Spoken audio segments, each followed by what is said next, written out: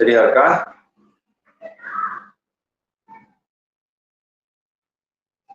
சரியா இருக்கு சுவாமி. அடியன் அடியன்.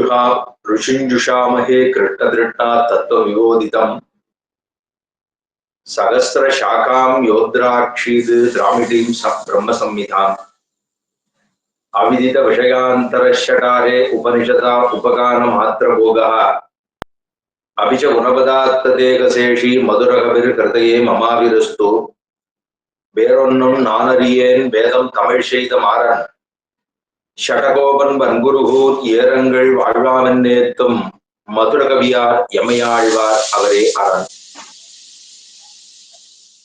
கண்டுகொண்டென்னை காரிமாறப்பிரான் பண்டை வல்வினை பார்த்தியருளினான் என் திசையும் அரிய இயம்புகேன் ஒண்டமிழ் ஷடகோபன் அருளையே.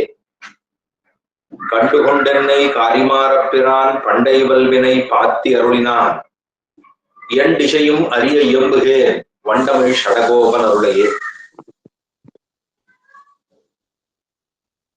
நம்மாழ்வாருடைய சிஷ்யராக எழுந்தருளியிருந்த மதுரகவியாழ்வார் ஏறார் மதுரகவியாழ்வார் சீராரும் சித்திரையில் சித்திரநாள் என்று இந்த பாருலகிலே அவதரித்தவர் மதுரகவியாழ்வார். திருக்கோளூர் திவ்ய கஷேத்திரத்திலே அவதரித்த ஆழ்வார் நமக்கு பகவான் இரண்டாம் பட்சம், ஆழ்வாரே பிரதம பட்சம் என்று ஆழ்வாருடைய திருப்படிகளையே எல்லாமாக கொண்டவர் மதுரகவிகள். அந்த மதுரகவி ஆழ்வாருடைய பிரபந்தம் ஒன்றே ஒன்று, 11 பாசுரங்கள். இ11 பாசுரங்களாலே ஆழ்வாரையும் ஆழ்வாருடைய கல்யாண குணங்களையும் ஆழ்வாருடைய மேன்மையையும் அவருடைய புகழையும் அவருடைய சௌலபியத்தையும் அவர் தமக்கு பண்ண உபகாரத்தையும் அவருடைய புகழை இந்த உலகத்தை பரப்ப வேணும் என்பதையும் அவர் கொடுத்ததான பிரபந்தமே நமக்கு உயிர் மூச்சு என்பதையும் திரும்ப திரும்ப பறக்க பறக்க உபதேசம் பண்ணுகிறார், தெரிவிக்கிறார். போன பாசுரத்தாலே இன்னு தொட்டும் எழுமையும் எம்பிரான் என்று பிரான் அப்படிங்கிற ஒரு வார்த்தை உபயோகப்படுத்தினார் ஆழ்வார். பிரான் அப்படின்னு சொன்னால் உபகாரகன், நம்மை ரட்சித்துக் கொடுக்கக்கூடியவர் அப்படின்னு அர்த்தம். நமக்கு ஆறான ஒரு நல்லது ஒத்தாசை செய்தார்களே ஆனால் அவர்களை என்னன்னு சொல்லுவோம்? பிரான்னு சொல்லுவோம். பகவான் நமக்கு பண்ணக்கூடிய ஒத்தாசை என்பது இந்த பிறவித்துயரை நீக்குகிறான் எம்பெருமான். அதனால் அவரை பிரான் என்று சொல்லுகின்றோம். ஆனா ஆழ்வார் இங்கு அந்த எம்பெருமான காட்டிலும் ஒருபடி உயர்ந்தவர். அவரை ரொம்ப சுலபமாக சென்று கட்டிவிடலாம் என்பதைத்தான் ஆழ்வார் இந்த பாசுரத்தாலே ஆழ்வார் என்னவோ மதுரகவிகளுக்கு விஷயீகாரம் பண்ணினார். அந்த மதுரகவிகளுக்கு இருக்கக்கூடிய சகல தோஷங்களையும் பிரதிபந்தங்கள் அப்படின்னு சொல்றது, தோஷங்கள், இந்த தோஷங்கள் எல்லாத்தையும் போக்கி கொடுத்தவர் நம்மாழ்வார். அந்த நம்மாழ்வாரை ரொம்ப உயர்ந்த வியக்தியாக கொள்ளுகிறார்கள் நம் பூர்வாச்சாரியர்கள். இந்த நம்மாழ்வார் என்பவர் மற்ற ஆழ்வார்கள் போல் அல்லாமல்,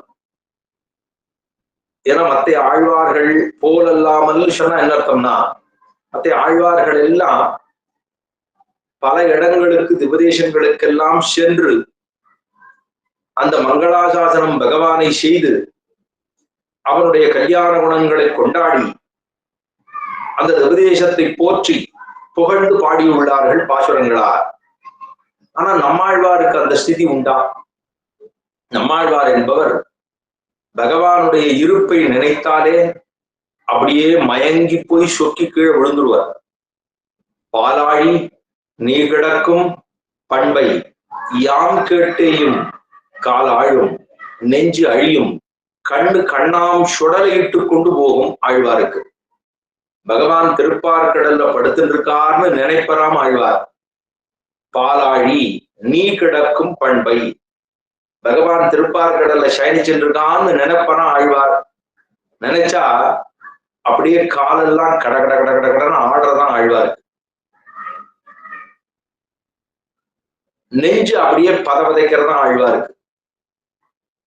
ஏன்னா பகவான் திருப்பார்கடல்ல இருக்காரே, ஏதாவது அப்படியே தப்பிப்பு கீழ் விழுந்துருவாரோன்னு பயமாகுது.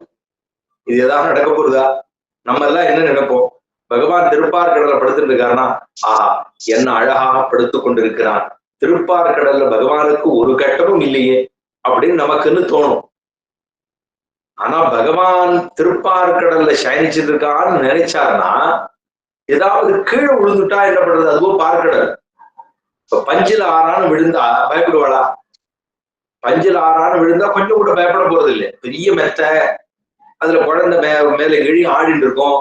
அதுல விழுந்துடுத்துனா குழந்தை, பிஞ்சு குழந்தையா இருந்ததுன்னா தாயானவள் பதவதைச்சிருவா. ஆனா அது ஒரு 5 வயசு குழந்தை இருக்கு, அது மெத்தையில அப்படி ஓடுது. ஓடும்போது அது அப்படி தடிக்க அப்படி விழுந்தா கூட ரொம்ப ஒன்றும் பயப்பட மாட்டோம். இப்ப பகவான் திருப்பார்கடல்ல அவர் தான் ஏற்பாடு பண்ணிட்டு இருக்கார், அவர் தான் ஆதிசேஷன்ல படுத்துட்டு இருக்கார். அந்த படுத்து கொண்டிருக்கக்கூடிய பகவான் அந்த திருப்பார்கடல்ல இருந்து எங்கேயாவது விழுந்துட்டா என்ன பண்றதுன்னு பயமா ஆயிடுவார். இந்த மாதிரி ஒரு व्यक्तिயை பார்த்திருப்போமா? நமக்கெல்லாம் நல்லா தைரியமா ஸ்வஸ்தமா, ஆஹா பகவானுக்கு தான் என்ன ஒரு பிராப்தம், எப்படி எல்லாம் படுத்துட்டு இருக்காரு பத்தியா, நமக்கு இந்த மாதிரி இன்னைக்காரும் கிடைக்குமா என்று நாம் நினைப்போம். ஆனா பாலாழி நீ கிடக்கும் பண்பை யாம் கேட்டேயும், கால் ஆடுது, நெஞ்சு அழியுது, கண்ணு அப்படியே சுரங்குதான், கிறங்குதான். அவருக்கு கண்ணுல கண்ணாஞ்சொலையா விழுது, தீர்த்தமா தாரதாரையா போட்டுறான். அப்படின்னா ஆழ்வாருடைய திருவுள்ளம் எத்தனை சுகுருத்தமா, அதாவது எவ்வளவு அப்படியே மிருதுவாக இருக்கக்கூடிய திருவுள்ளம் ஆழ்வாருக்கு. அந்த ஆழ்வாரை பத்தி சொல்றார், நால்வேதம் கண்ட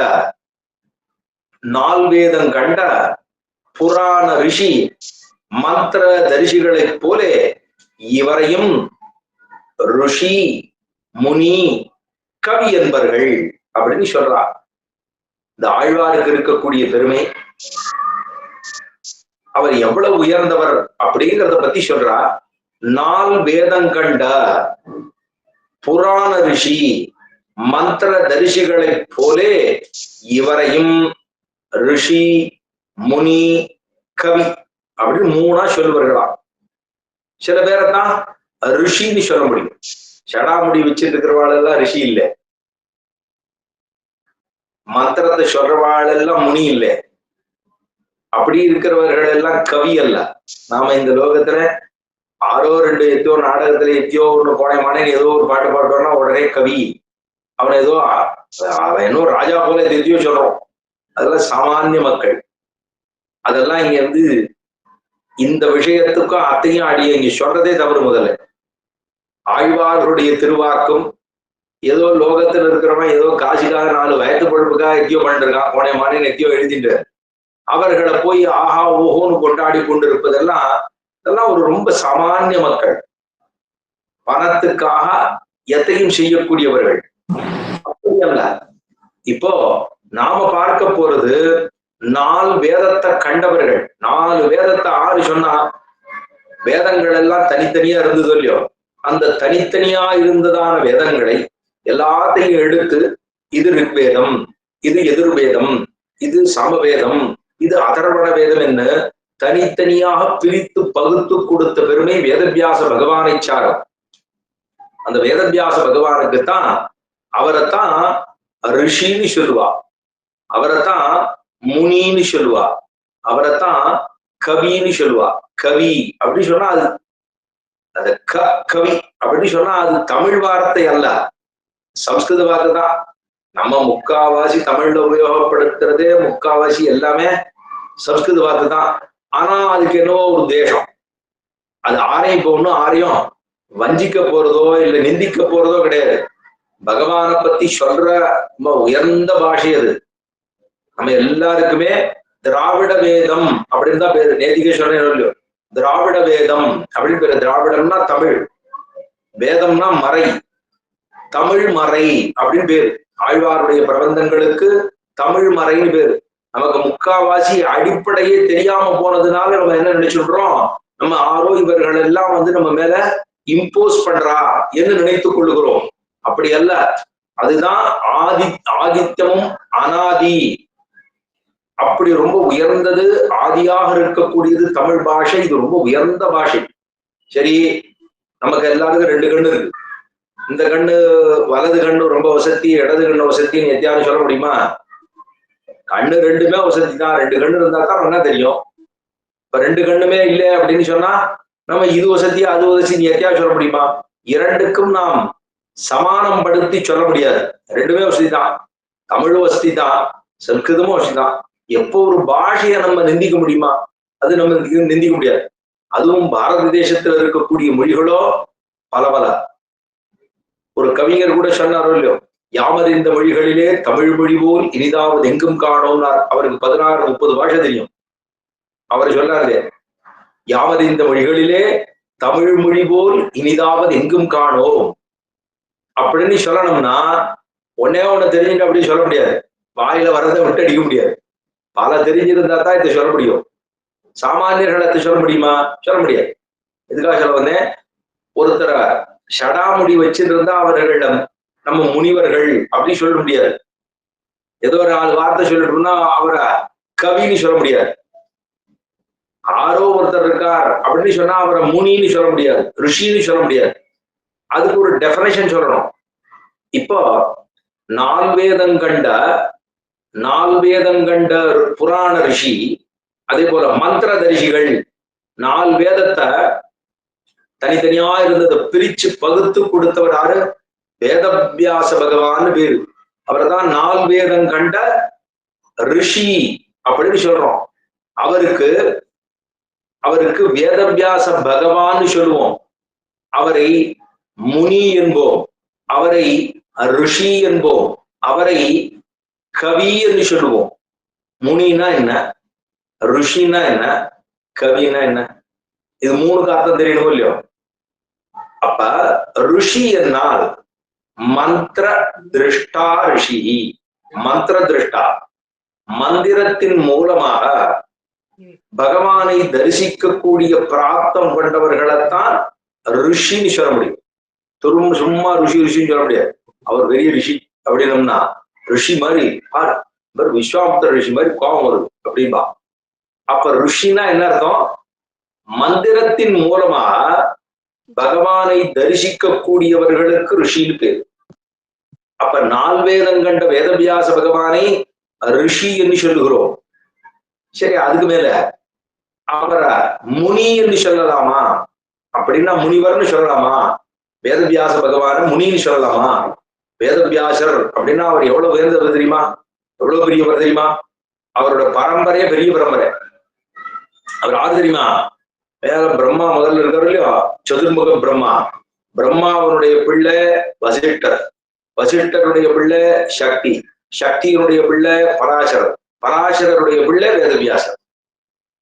அந்த வேதவியாசருடைய பிள்ளைதான் சுகபிரம்மம் அப்படின்னு கிளிமுகத்தை போல இருக்கக்கூடியவரா இருக்காரு இல்லையோ, சுகபிரம்ம ரிஷி அப்படின்னு, சுகபிரம்ம ரிஷி அப்படின்னு சொல்லுவோம்.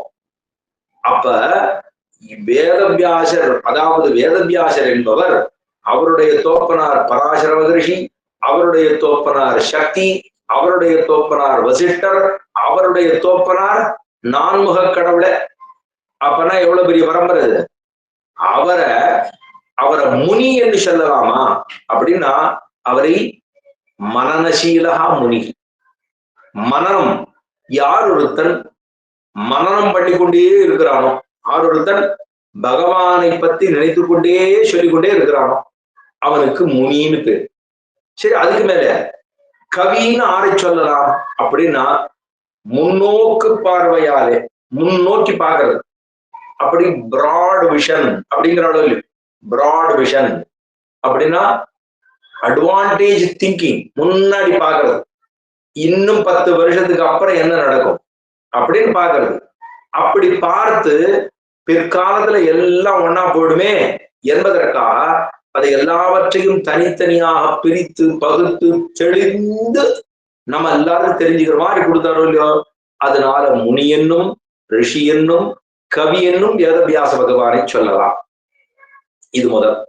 இரண்டாவது, அதே போல மந்திர தரிசிகள் அப்படின்னு சொன்னா புராணங்கள் 18 புராணங்கள் இருக்கு. அதாவது தாமச புராணம் 8, ராஜச புராணம் 8, அதே போல சாத்விக புராணங்கள் 8. அதாவது முதல்ல 6 புராணங்கள், இதுல 6, அதுல 6, அதுல 6, 3 18 புராணங்களா. 18 புராணங்கள் சாத்விகமா இருக்கிறது, அதே போல ராஜசமா இருக்கிறது, தாமசமா இருக்கிறது. 3 குணங்கள் இருக்கும் இல்லையா. ஒவ்வொருத்தருக்குமே எப்போதுமே ரொம்ப நல்லவாளா இருந்துருவோமா எல்லாரும்? சரி, எப்போதுமே ரொம்ப கோபக்காரரா இருந்துருவோமா எல்லாரும்? இல்ல எப்போதுமே எல்லாருமே ரொம்ப சோம்பலோட இருக்க போறோமா? இது 3மே சேர்ந்தாப்புல இருக்காது இல்லையோ. ஒரு நேரத்துல ஒரு மாதிரி இருக்கும். அப்ப இது 3 கலந்ததுதான் நம்ம எல்லாருமே ரொம்ப நல்லவர் அப்படி சொன்னா அவருக்கு கோபமே வராதுன்னு அர்த்தமா? சரி, அவருக்கு தூக்கமே வராதுன்னு அர்த்தமா? அப்ப அவர் நல்லவராகவே இருக்க மாட்டாரா? எல்லாருக்குமே அது உண்டு, அது மாறி மாறி வரும். அப்ப இந்த புராணங்களை எல்லாம் அதை கொடுத்ததெல்லாம் ஆறு? சௌனக பகவான் ஒருத்தர் சொல்றமா இல்லையா. இந்த சௌனக ரிஷி அவரையும் என்ன சொல்லலாம், மந்திரத்தாலே தெரிந்து கொள்ளுவார், அவரை முன்னோக்கிய பார்வையை கொண்டவர். இதெல்லாம் இருக்கிறதுனால அவர்களை முனின்னு சொல்லலாம், ரிஷின்னு சொல்லலாம், கவின்னு சொல்லலாம். அதே போல அதாவது 4 வேதம் கண்ட புராண ரிஷி மந்திர தரிசிகளை போலே இவரையும், இவர் யாரு? நம்மாழ்வார். இந்த நம்மாழ்வாரை என்னன்னு சொல்லலாம்? ருஷி, முனி, கவி என்னலாம். இவரையும் மந்திர திருட்டாக, மந்திரத்தின் மூலமாகவே பகவானை தரிசிக்கின்றபடியினாலே மற்ற ஆழ்வார்களுக்கு இவருக்கு இருக்கக்கூடிய பெருமையை சொல்ற போது இவர் உட்கார்ந்த இடத்திலிருந்து செவிப்பார் பெருமாள். செவிப்பார்னு சொல்றதை காட்டிலும் அவர் இவர் இருக்கிற இருப்ப பார்த்துட்டோம். இவர் ரிஷியா இருக்கார், இவர் முனியா இருக்கார், இவர் கவியா இருக்கார். பெருமாள் பார்த்தார், இவரை நம்ம இருக்கிற இடத்துக்கு வரவழைக்க கூடாதுன்னா நம்ம தான் போகணும் அப்படின்னு பெருமாள் என்ன பண்ணுவாராம், இவர் இருக்கிற இடத்துக்கு திருப்புலியாழ்வார் அடிகள் வந்துருவார். அப்பதான் அந்த திருப்புலியாழ்வார் அடி எவ்வளவு பெருசு உயர்ந்தது. அந்த திருப்புலியாழ்வார் அடிய சேவிக்கணும் இல்லையோ, அதை சேவிப்பதே நமக்கு பலம். இந்த திருப்புலியாழ்வார் புளிய மரம் அப்படின்னு இன்னைக்கு இருக்கும் இல்லையோ, அந்த புளிய மரத்துக்கே உயர்ந்தது. அந்த புளிய மரம் எதை ஒப்பானது? ஆதிசேஷனுக்கு ஒப்பு அந்த புளிய மரம். பகவான் கீழிறங்கி வந்துட்டார்னா அவருக்கு ஆதிசேஷன் வேணுமோ இல்லையோ. சென்னால் உடையா, இருந்தால் சிங்காசனமா, நின்னால் மறுபடியா, நீழ்கடவுள் என்னும் புனையாம் மடிவிளக்காம் பூம்பட்டாம் புல்கமனையாம் திருமாறு கரவுன்னு ஆழ்வாருடைய திருவார்த்தை இல்லையா.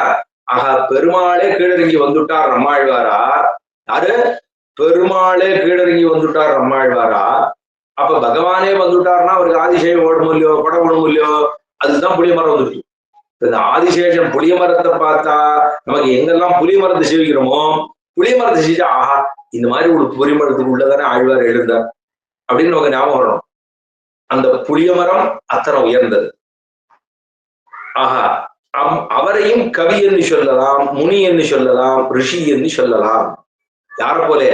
வேதவியாச பகவானை போலே. அவர் 4 வேதத்தை கண்டவர். சரி, புராண ரிஷி தரிசிகள்னு சொன்னால் சௌனக பகவானை போலே இவரையும் என்னன்னு சொல்றோம்? ரிஷின்னு சொல்றோம், முனின்னு சொல்றோம், கவின்னு சொல்லுகின்றோம் அப்படின்னு ரொம்ப உயர்ந்த திருவாக்காக சொல்லுகிறார்கள் ஆழ்வார். சரி, நம்ம எல்லாருக்கும் அவரவர்களுக்கு நம்ம எல்லாரும் பிறந்ததனுடைய காரணம் என்ன அப்படின்னா நம்ம என்ன சொல்லுவோம்? பிறந்ததுக்கு அப்புறம் வேணா சொல்லுவோம். ஆனா நம்ம பிறந்ததுக்கு காரணம் ஏதோ காரணம் உண்டு இல்லையோ. நம்ம ஒருத்தரும் பிறந்திருக்கோம், என்ன காரணமா இருக்கும்? ஆனா நம்ம நன்னா படிச்சு நன்னா வேலைக்கு போய் ஆனா பெரிய பெரிய வீடெல்லாம் கட்டி நிறைய படங்காசெல்லாம் வச்சுட்டு நம்ம சந்ததிகளுக்கெல்லாம் மரத்தை சேர்த்து வச்சுட்டு போயிட்டோம். இதை போல ஒரு முட்டாள்தனம் இருக்க முடியாது. என் சந்ததிகளுக்கு நான் சேர்த்து வைக்கிறேன்னு சொல்றதே கொஞ்சம் கொஞ்சம் அல்பமான விஷயமா தான் இருக்கும். எது இப்படி சொல்றாங்களே அப்படின்னா, அதுதான் யாரு யாரு எத்த அனுபவிக்க போறோம்னு ஆறு தெரிய போறது. நம்ம அவரவர்கள் பிறந்ததுன்னு சொன்னா எல்லாம் இதால பிறந்திருக்கோம், கர்மாவினுடைய வசத்தையினாலே பிறந்துள்ளோம். எல்லாருக்கும் கர்மா இருந்திருக்கு. கர்மாவே இல்லைன்னா யாரும் பிறக்க போறது இல்லை. கர்மா இருக்கு. சரி, இந்த கர்மா இருந்துருதுன்னா அந்த கர்மாவை போக்கணும். அதை எப்படியாவது கழிக்கணும். கழிக்கணும்னா கழிச்சு கட்டணும்னு சொல்ல முடியாது. கழிக்கணும்னா அதுக்கு இந்த பாவம், அதான் கர்மாங்கிறது. இந்த பாவம் இருந்ததுனால் அதை ஏதோ ஒரு விதமா நம்ம போக்கணும். எப்படி போக்கலாம்? இப்ப 4 வர்ணங்கள் இருக்கு. பிராமண, கத்திரிய, வைசிய, தாசன்னு சொல்லிட்டு 4 வர்ணங்கள் இருக்கு. இப்ப ஒவ்வொருத்தருக்கும் ஒவ்வொரு விதமா இந்த கர்மாவை போக்க வேண்டும்.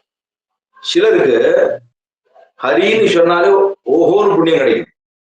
சிலருக்கு ஹரின்னு சொன்னா அவரவருடைய வர்ணம், இப்போ பிராமணர் அப்படின்னு சொல்லிட்டாருன்னா அவர் 3 காலம் சந்தியாவந்தனத்தை பண்ணியே ஆகணும். மற்ற பேருக்கு பண்ணணுமா? அது பண்ணுங்கிற அவசியமே இல்லையா? சரி, இவர் உயர்ந்தவரா? உயர்ந்தவர்லாம் இல்ல. அவர் சந்தியாவந்தனத்தை பண்ணினாதான் பிராமணியமே சித்திக்கும். அவர் பிராமணனா இருக்கணும்னா 3 வேளை இவரு சாப்பாடு, 3 வேளை சாப்பாடுன்னு சொல்லிட்டு இருக்கோம் பெருமையா. 3 வேளை சாப்பாடு எல்லாம் பெருமையே கிடையாது, சிறுமை, ரொம்ப தாழ்ந்தது. 3 வேளை சாப்பிடக்கூடாது. 3 வேளை சாப்பிட்டோம்னா, அதாவது 3 வேளை சாப்பாட்டுக்கு ஒவ்வொன்றுக்கும் ஒவ்வொரு விளக்கம் கொடுக்குறான். 3 வேளைன்னா 3 வேளை சாப்பிட்டோம்னா, ஒரு வேளை சாப்பிட்டா அவனை யோகின்னு சொல்றான். ஒரே வேளை அவர் சாப்பிட்டாருன்னா யோகி. ஆழ்வார் சாப்பிடவே இல்லை. அப்ப அவர் என்னன்னு சொல்லணும்? பகவான் தான் சொல்லணும். ஏன்னா பகவானுக்கு சாப்பிடுறது கிடையாது, இவருக்கு சாப்பிடல. அப்ப அவர் யோகி. சரி, ஒரு வேளை சாப்பிட்டா யோகி. 2 வேளை சாப்பிட்டுட்டாலே அவனை போகின்னு சொல்றோம். போகின்னா ரொம்ப ஆனந்தமா இருக்காருன்னு அர்த்தம். 3 வேளை சாப்பிட்டான்னு சொல்ல ரோகி. ரோகின்னா வியாதி. 3 வேளை சாப்பிட்டா வியாதி தான் மிஞ்சும், வேற ஒண்ணும் மிஞ்சாது. அப்படின்னா என்ன அர்த்தம்? ஒரு வேளை சாப்பிட்றதுக்காக எது சம்பாதிக்கலாமா? சம்பாதிக்கலாம், போலாமா, வரலாமா, இருக்கலாமா, போலாமா, எல்லாம் பண்ணலாம். ஆனா 3 வேளை சாப்பிட்டோம்னு சொன்னால் அவனை ரோகி, வியாதிக்காரன் என்றுதான் சொல்ல வேண்டும். சரி, இந்த பாவங்கள் எல்லாம் போக்குறதுக்கு அனுஷ்டானம்னு பண்ணணும். அனுஷ்டானம்னா இப்ப 3 வேளை சந்தியாவந்தனாதிகளை பண்ண வேண்டும். அவனுக்கு வெளியில போயிட்டு வந்துட்டா காலை சுத்தி பண்ணி கொண்டுதான் உள்ளே செல்ல வேண்டும். இப்ப ஏதோ கைகால நம்ம போனோம்னா ஆசமனத்தை பண்ண வேண்டும். உட்கார்ந்தா இருந்தா தூங்கினா எல்லாம் பகவானை நினைத்து கொண்டே செய்ய வேண்டும். இதெல்லாம் பண்ணணும்னு இருக்கு. அப்ப இதெல்லாம் பண்ணினாதான் என்ன ஆகும்?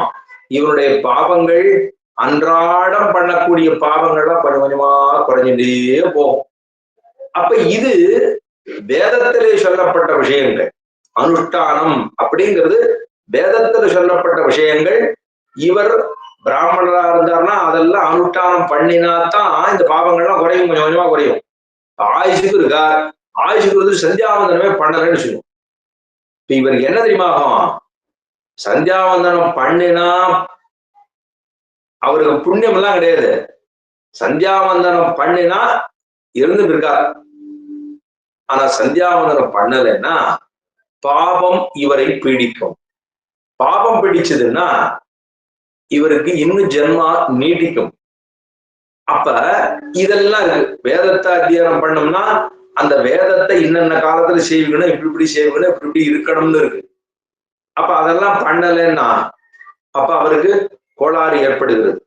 ஆனா இது எல்லாத்தையும் காட்டிலும் ஆழ்வாருடைய, நம்மாழ்வாருடைய பாசுரங்கள்லாம் இருக்கும் இல்லையோ, இந்த பாசுரங்களை சேவிக்க சேவிக்க இது ஒரு விதத்தா இருக்கு. வேத விற்பனர்களா இருக்கட்டும், இல்ல பிராமணர்களாக இருக்கட்டும், இவர்களுக்கெல்லாம் இதெல்லாம் அனுஷ்டானம் பண்ணினாத்தான் பாவம் குறையுமே தவிர மற்றவர்களுக்கு என்ன அப்படின்னா சுலபமா ஆழ்வாருடைய பாசுரத்தை சேவிக்க சேவிக்க நமக்கு பாவமே தொலைந்து விடும். நம்ம ஆழ்வாரை ரிஷின்னு சொல்றோம், கவின்னு சொல்றோம், முனின்னு சொல்றோம்.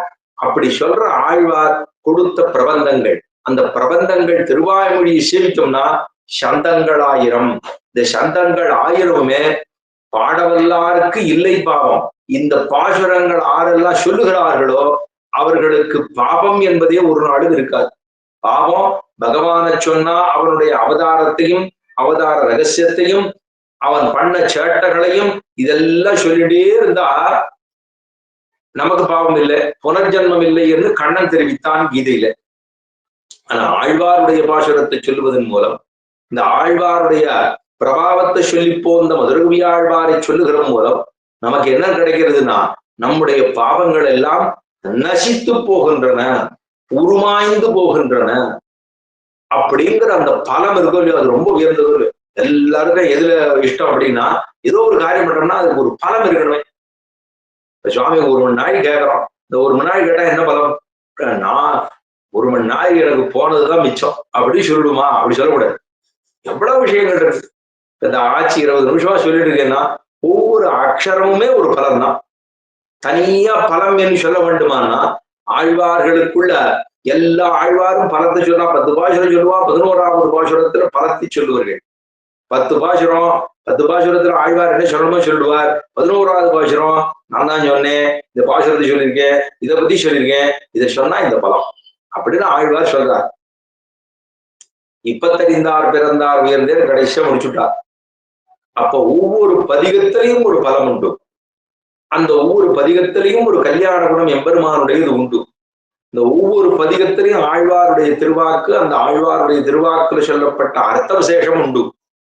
அப்படி இருக்கக்கூடிய ஆழ்வார் தான் மதுரகவியுடைய சகல பாவங்களையும் சகல பிரதிபந்தகங்களையும் போற்றிக் கொடுத்தவர். எனக்கு உபகாரம் பண்ணவர் ஆழ்வார் தான். இந்த ஆழ்வாருடைய பெருமை என்ன பண்ணுவேன் தெரியுமா? உலகம் பூரா நல்ல பரப்புவேன். ஆறு சொன்னா ஆழ்வார்.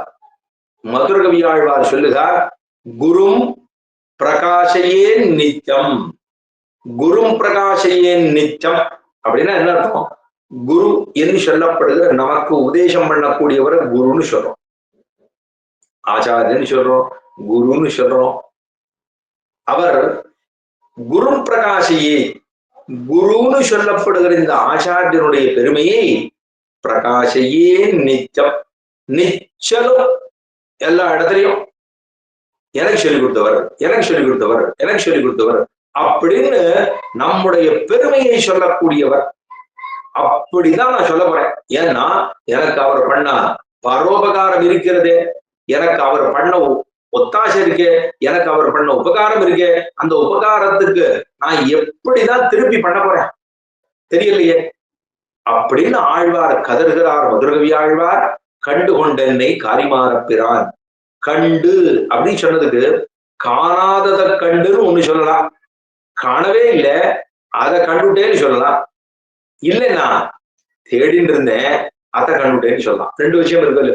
காணாததை கண்டு ஒண்ணு சொல்லலாம், தேடினதை கண்டு என்னத்தை தேடுறேன் என்ன என்னை பொறுத்தவரை ஆழ்வார் சொல்றார், கண்டு கொண்டென்னை காரிமாறப்பிரான். கண்டு கொண்டென்னை ஆழ்வாரை பத்தி மதுரகவி ஆழ்வார் சொல்றார், என்னை பொறுத்த அளவுல எனக்கு தெரிஞ்ச அளவுல என்னுடைய மதிவிசேஷத்துக்கு தெரிஞ்ச அளவுல ஆழ்வார் எவ்வளவு தெரியுமா, எவ்வளவு பெரியவர் தெரியுமா? அவர் ஒரு நிதியை போலே, நிதி எடுத்தார் போலேன்னு சொல்றார். ஆழ்வார் எப்படியா? ஒரு பெரிய நிதியா, மகா நிதியா, வைத்தமா நிதி பெருமாட்டுக்காரோ இல்லையா, அந்த மாதிரி இவரும் ஒரு நிதி. ஆழ்வாருடைய திருவுள்ளம் உள்ளுக்குள்ள இருக்க ஆழ்வாருடைய ஹிருதய கமலம், அந்த ஹிருதய கமலமானது ரொம்ப சுகிருதத்தையே நினைக்குமா. எல்லாருக்கும் நல்லது பண்ணும், எல்லாருக்கும் நல்லது பண்ணும், எல்லாருக்கும் நல்லது பண்ணும், எல்லாருக்கும் அது வந்துருமா மனசு. எல்லாருக்கும் நல்லது பண்ணணுங்கிற எண்ணம் பல பேருக்கு வராது, சில பேருக்கு மட்டும் வரும். அவர்களைத்தான் என்னன்னு சொல்றோம்? நல்ல திருவுள்ள, நல்ல பேர், பரந்த மனசா இருக்கு இவருக்கு, பரந்த மனசு, ரொம்ப இழகின மனசு, ஆற கண்டாலும் உடனே இழகிடுறார், சொன்னதெல்லாம் வெளுத்ததெல்லாம் பாலுன்னு நம்பிடுறார், அதனாலேயே இவர் படுகுழியில் விழுந்துட்டார், இப்படி எல்லாம் சொல்லுவோம் இல்லையோ. அப்படின்னா இவர் அப்படி இருக்கலாமான்னா, லோகத்துல அப்படி இருந்தாலும் நம்மள கீழே வச்சு முதிச்சிருவாளோ இல்லையோ, அதுவும் இருக்கு லோகத்துல. ஆனால் ஆழ்வாருடைய திரு உள்ளம் பார்த்தா அப்படியே நிதி எடுத்தார் அவர்.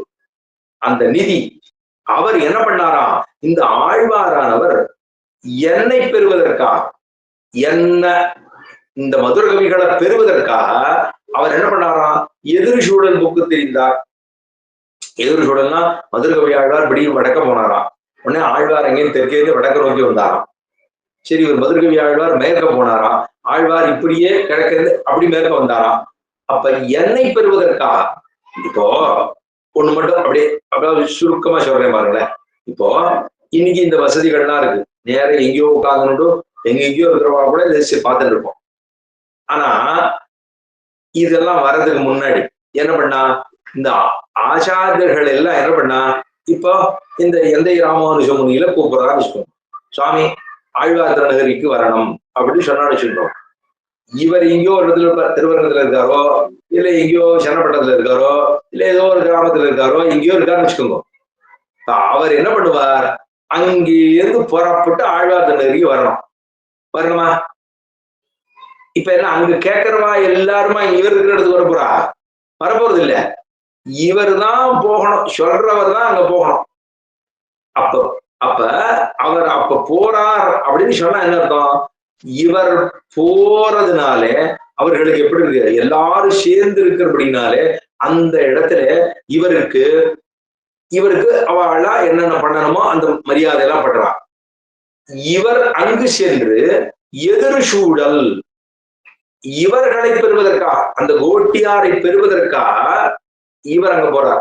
இப்ப பகவான் என்ன பண்றானா, நம்ம எல்லாரையும் இந்த ஜீவாத்மா அத்தனை பேரையும் பெறுவதற்காக பெருமாள் என்ன பண்றாருன்னா எதிர் சூழல் புக்கு திரிகிறான். எதிர் சூழல் அப்படின்னா அதான் சொன்னேன், வடக்கேந்து போனா தெற்கேந்து வருது, கிழக்கேந்து போனா மேற்கேந்து வருது. பெருமாள் இவளை விட்டு விட்டு சென்னாலும் அவர் இவன் வெட்டிட்டு போறான், அவர் பத்தின்னு உள்ள வர்றார். ஏன்னா ஜீவாத்மா என்னோட சொத்து, ஜீவாத்மா என்னோட சொத்து. ஒரு வீடு இருக்குன்னா வீடா இவர் பக்கத்துல வருது, இவன் தான் வீட்டை பார்க்க போறான். அது மாடு அப்படியே உட்கார்ந்துருக்கும். அதே போலதான் பகவான் சுவாமியாக இருக்கக்கூடியவன் சொம்மை நோக்கி செல்கிறான். அதே மாதிரி ஆழ்வார் என்ன பண்றாராம், மதுரகவி ஆழ்வார நோக்கி அவருக்கு என்னவெல்லாம் உபகாரம் பண்ண வேணும் என்று அவர் நினைக்கிறாராம். அப்படி போக்தாரம் யஜ்ய தபசாம் சர்வலோக மகேஸ்வரம் சுகிருதம் சர்வபூதானாம் என்று பகவான் கண்ணன் கீதையிலே தெரிவித்தார் போல, போக்தாரம் யஜ்ய தபசாம் சர்வபூத மகேஸ்வரம், சர்வலோகங்களுக்கும் மகேஸ்வராக இருக்கக்கூடிய எம்பெருமான் சுகிருதம் சர்வபூதானாம். சர்வபூதம் அப்படி சொன்னா எல்லா விதமான மக்களுக்கும், சர்வபூதானாம்னா உலகத்துல இருக்கக்கூடிய அத்தனை பேருக்கும் பெருமாள் என்ன பண்றாராம், சுகிருதம் சர்வபூதானாம், எல்லாருக்கும் நல்லது நடக்க வேணும் என்று பெருமான் நினைக்கிறான். அதே போல ஆழ்வார் இந்த மதுர கவிகளுக்கு எப்படி எல்லாம் நல்லது பண்றது என்ன நினைக்கிறாரா, மதுர கவிகளுக்கு எப்படியெல்லாம் நல்லது செய்ய வேணும் அப்படின்னு எல்லா இடங்கள்லயும் போய் அவரை மடக்கி பிடிச்சு. இப்ப கண்ணன் பெருமான் கீதையில உபதேசம் பண்ணாரு, அந்த அர்ஜுன நிகான்னு கேட்டானா, எனக்கு பகவத்கீதை ஒரு 700 ஸ்லோகம் சொல்லுங்கண்ணா அப்படி சொன்னானா, சொல்லவே இல்லை.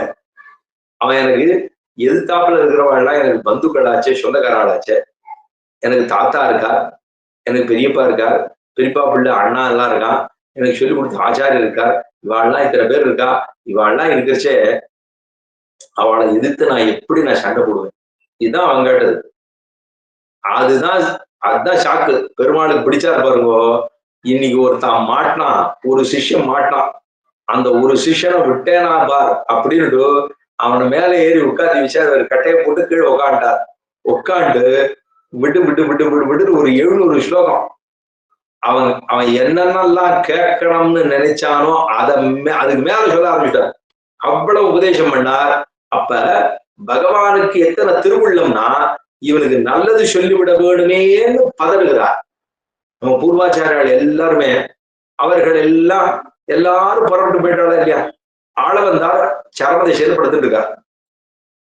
ஆளவந்தார் எத்பதாம்போரு வித்யான வித்வஸ்தா சேஷகர்மஷா வஸ்துதாம்பயாதோகம் யாமுனேன் நமாமிதம் என்று அந்த ஆளவந்தார சேவிச்சதுக்கு அப்புறம் தான் நான் அவஸ்துவாக இருந்த என்னை ஒரு வஸ்துவாக மாத்திர பெருமை ஆளவந்தாரை சாருன்னு ராமானுஜர் சொல்றார். அப்ப அவர் படுத்துட்டு இருக்கார். போய் சிஷ்யானா, சுவாமி அடி உங்களுக்கு தஞ்சமாக இருப்பது வார்த்தை சொல்லி அருள வேண்டும் அப்படின்னு கேட்கிறார். சிஷ்யாலாம் என்ன கேட்பா, சாமி எங்கெங்க பணம் பட்டுவாடா எல்லாம் வச்சிருக்கு, எங்க ஏது வச்சிருக்கு. இப்ப லோகத்துல இருக்கிற மக்களா இருந்தா ஒரு பெரியவரா பெரிய சுவாமி ஒருத்தர் படுத்து விட்டாரு வச்சுக்கோங்க. ஒரு 4 பிள்ளைகள் 5 பிள்ளைகள் இருக்குன்னு வச்சுக்கோங்க. அவ அப்பா அம்மா எல்லாம் இருக்கா, அப்பா இருக்கார், படுத்துட்டு இருக்கா, முடியல இப்போ, படுத்த படுக்கையா போயிட்டார். அப்ப என்ன பண்ணுவான், எல்லாரும் ஒவ்வொருத்தரா வந்து அப்பா எங்கெங்க என்னென்ன போட்டு வச்சிருக்கேன், 6 பேர்ல போட்டு வச்சிருக்கேன், என்ன போட்டு வச்சிருக்கேன், எது போட்டு வச்சிருக்கேன்னு கேட்க ஆரம்பிச்சுவான். இவர்கள்லாம் பூர்வாச்சாரர்கள்லாம் அவளுக்கெல்லாம் அதெல்லாம் ஒண்ணுமே கிடையாது. அவளுக்கு அடுத்த வேலையை பத்தி எல்லாம் அவளுக்கு ஞாபகமே வராது. நம்ம இன்னைக்கு காத்தால என்ன தரிக்க பண்ணிட்டு இருக்கோமோ, சாயரட்சத்துக்கு என்ன பண்ணட்டும் அப்படின்னே தோணும் நமக்கு. அதெல்லாம் பத்தி அவர்களுக்கு எல்லாம் ஒரு நாள் அந்த கவலையே இருந்ததே கிடையாது. அடுத்த வேலைங்கிறதே நமக்கு தெரியாது இல்லையோ. மின்னின் நிலையில மண்ணுயிராக்கள்னு தானே ஆழ்வார் சொன்னார். மின்னலை போல அப்படின்னு சொன்னார். ஏன் மின்னலை உதாரணமா சொன்னார்னா, மின்னலான்னு இங்க வெட்டும் இங்க வெட்டும் இங்க வெட்டும் இப்படி வெட்டிட்டே போயிட்டு இருக்கோம். ஆனா அதை விட குறைச்சல்னு சொல்றதுதான் மின்னல்னு சொன்னார் அவர். அது திட்டாந்தமா சொன்னார். அப்ப இவர் அவர்கிட்ட கேட்டா, சிஷியாலாம் கேட்டா, அடியவங்களுக்கு தஞ்சமாக இருப்பது ஒரு வார்த்தை சொல்லி அருள வேண்டும் அப்படின்னு கேட்டா. அதுக்கு என்ன சொன்னாரா ஆள வந்தா தெரியுமா, வீணையும் கையுமாக இருக்கக்கூடிய பெரியபெருமாளே எல்லாம் என்று இருக்கக்கூடிய திருப்பானாழ்வாருடைய திருவடி நிலைகளையே எல்லாமாக கொண்டிருக்க வேண்டும் அப்படின்னு சொல்லிட்டார். வீணையும் கையுமான அந்தரங்கர், வீணையும் கையுமா தானே பெருமாளை சேவித்தாரோ இல்லையோ, அந்த திருப்பானாழ்வாருடைய திருவடிகள் தான் எல்லாமா இருக்கணும். பெரிய பெருமாளே எல்லாம் அப்படின்னு இருந்தவர் யாரு, திருப்பானாழ்வார். அந்த திருப்பானாழ்வாரையே எல்லாமாக நாம் கொண்டிருக்க வேண்டும். இதுதான் சொன்னார். எதற்காக? இந்த திருப்பானாழ்வார் தான் என் அமுதினை கண்ட கண்கள் வேற ஒண்ணு சேவிக்காதுன்னு சொல்லி முடிச்சுட்டார்.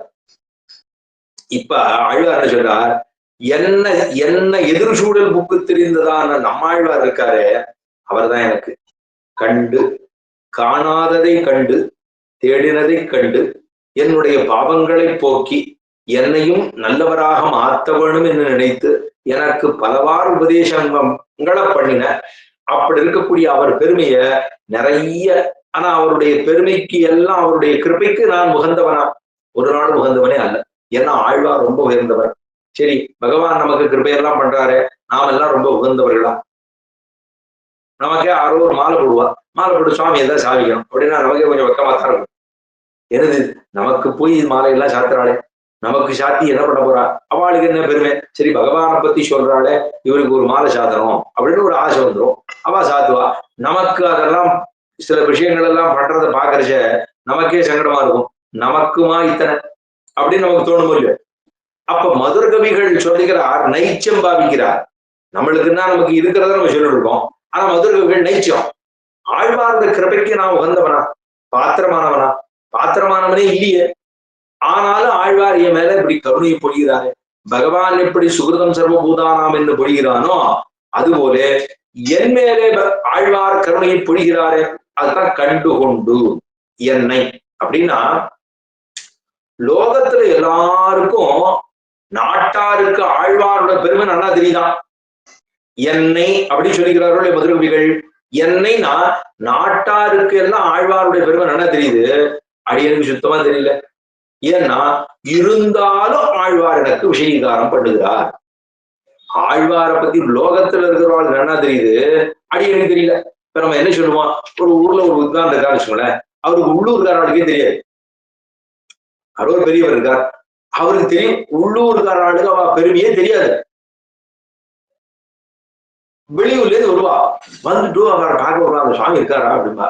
ஆறுது அப்படி உத்தரப்படி உத்தர பஞ்சாயத்து உத்தர போயிட்டு வந்துட்டு பாரு, அவரா அப்படின்னுவா. அவரா அந்த அங்க இருப்பாரு, அவர் தான் அப்படின்பாரு. அப்ப இறுதி அப்படி சொல்றாருன்னா, எப்போதுமே பெருமை என்பது தன்னிடத்துல இருந்தா ஒரு நாள் தெரியவே தெரியாது. ஏன் தெரியுமா? இன்னொன்னு, அவர்களும் அதை பகட்டாக கொள்ள மாட்டார்கள். பகட்டா ஒரு நாள் சொல்லிக்கவே மாட்டான். எப்போதுமே வித்வத்து கூட கூட கூட கூட உயர்ந்து உயர்ந்து போறது பார்த்தீங்களா? அப்ப ஒரு நாளும் தன்னுடைய சுவப்பிரபாவத்தை அவர்கள் சொல்லிக் கொள்ளவே மாட்டார்கள். ஒண்ணும். ரெண்டாவது, அவர்களுக்கு அந்த பெருமையெல்லாம் கொடுக்கணும்னு எதிர்பார்க்கவும் மாட்டார்கள். மூணாவது, அதை எதிர்பார்த்தால் அதுவே ஒரு பெரிய பாவம்.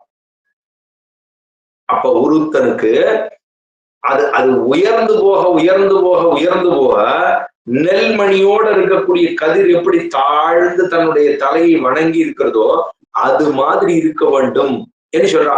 சரி, கண்டுகொண்டென்னை காரிமாறப்பிரான், கண்டுகொண்டென்னை காரிமாறப்பிரான், காரிமாறப்பிரான்னு சொன்னான். போன பாசுரத்துல சொன்னாரோ இல்லையோ, அவர் இன்னதொட்டும் எழுமையும் என்கிறான், என்னதன் புகழ் வேத்தவருளினான் உண்ணமாட திருக்குறுகோர் நம்பி என்னமென்னை இகழ்விலங்காண்மினே கண்டுகொண்டென்னை காரிமாறப்பிரான். ரெண்டு பாசுரையும் தொடக்கமா தொடர்ச்சியா பிரான் பிரான். பிரான்னா என்ன சொல்லிருக்கேன்? உபகாரகன். நமக்கு ஆறு உதவி செய்தார்களோ அவர்களுக்கு உபகாரகன் அப்படி சொல்லணும். ஆச்சாரியர் பக்களிலே உபகார ஸ்மிருதி இருக்க வேண்டும்.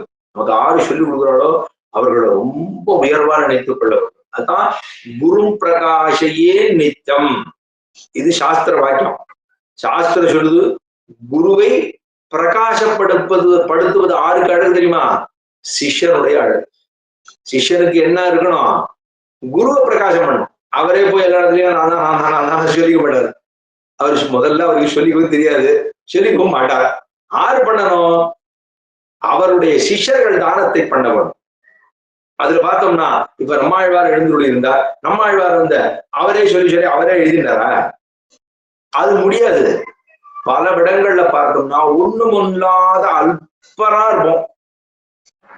அவர்களால கூட ஒரு பொது காரியத்திற்கு வந்துட்டோம்னு வச்சுக்கோங்களேன், அவர்கள் வீட்டை ஒரு நாள் பார்த்துருக்க மாட்டார்.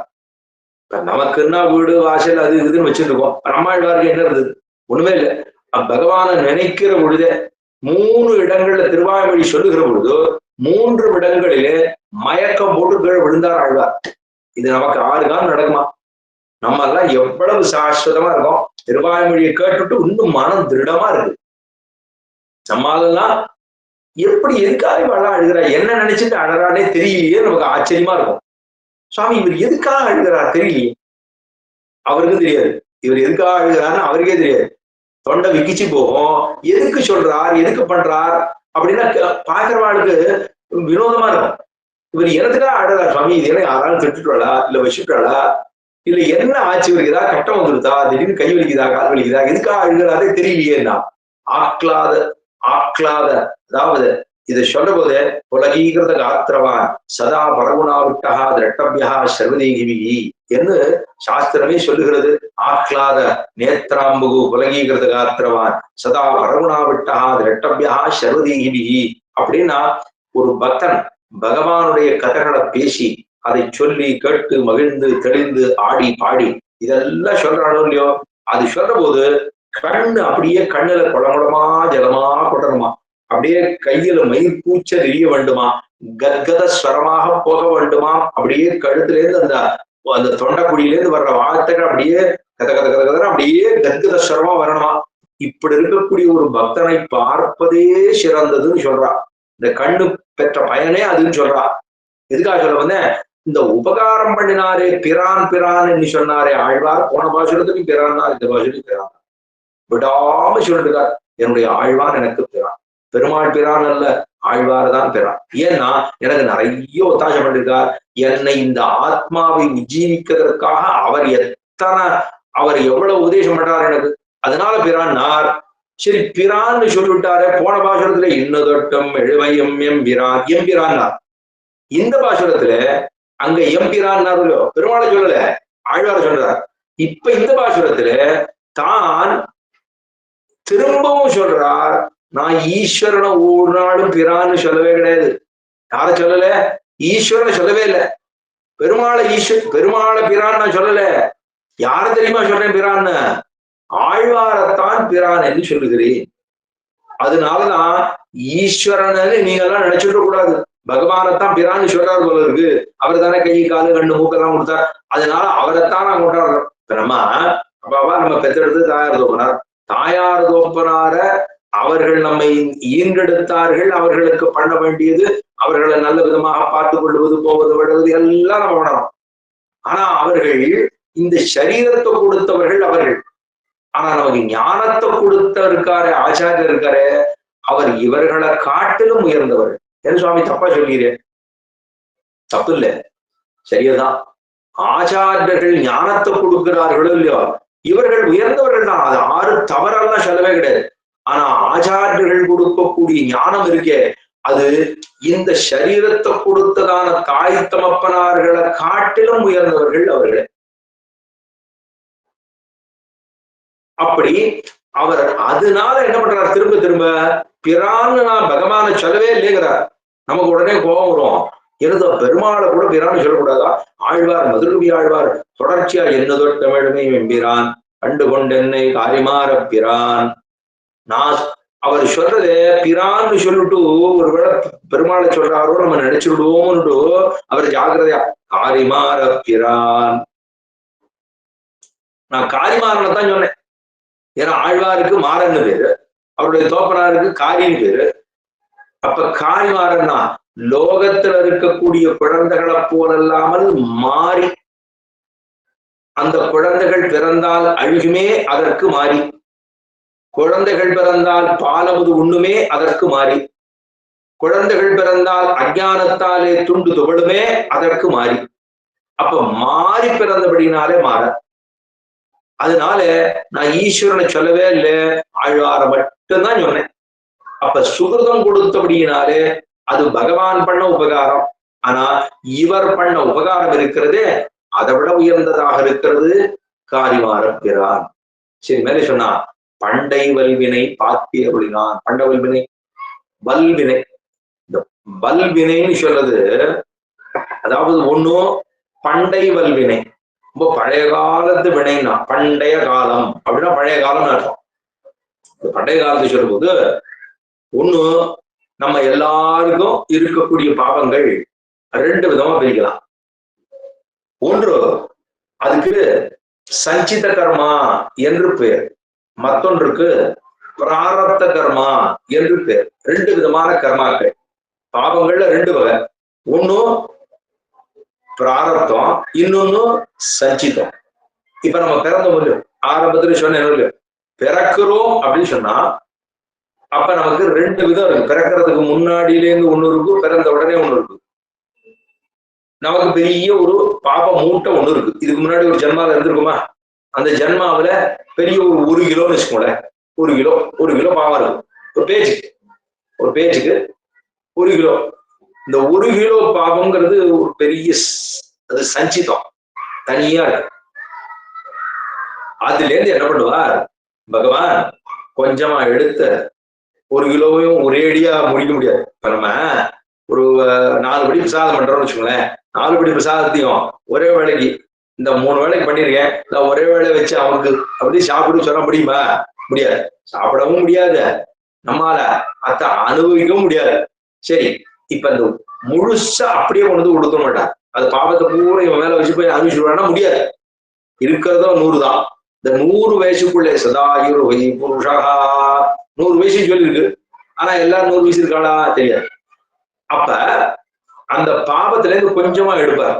எடுத்து இவனை கொடுத்து ஒரு ஜென்மாவை கொடுத்து கீழே அனுப்பிச்சுடுவார். போ அப்படின்னு. போன ஜென்மாவுக்கு அடுத்த ஜென்மா. இப்ப போன ஜென்மா முடிஞ்சு போச்சு, இப்ப ஜென்மா வந்தாச்சுன்னா இப்ப நமக்கு நம்மளோட அனுப்பினதுக்கு அந்த பாவத்துக்கு என்னன்னு பேரு? சஞ்சித கர்மா என்று பேர். அதாவது பிராரப்த கர்மான்னு பேர். பிராரப்தம் அப்படின்னா இன்னும் கொடுக்க வேண்டியது இன்னும் இருக்கு.